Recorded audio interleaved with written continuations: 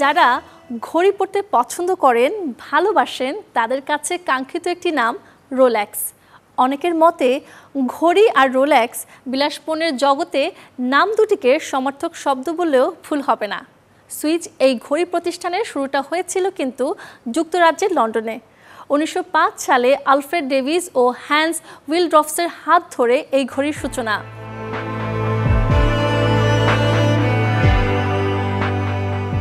প্রথমে এর নাম ছিল উইলড্রফস অ্যান্ড ডেভিস কোম্পানি, পরে 1908 সালে নাম বদলে হয় রোলেক্স। এর কারণ তারা এমন একটা নাম চেয়েছিলেন যেটি যে কোনো ভাষায় সহজেই উচ্চারণ করা যাবে। 1926 সাল থেকে তৈরি হওয়ার প্রতিটি রোলেক্সে রয়েছে একটি ইউনিক কোড নম্বর, যা দিয়ে চিহ্নিত করা যাবে যে কবে, কখন, কোথায়, কিভাবে তৈরি হয়েছে ঘড়িটি।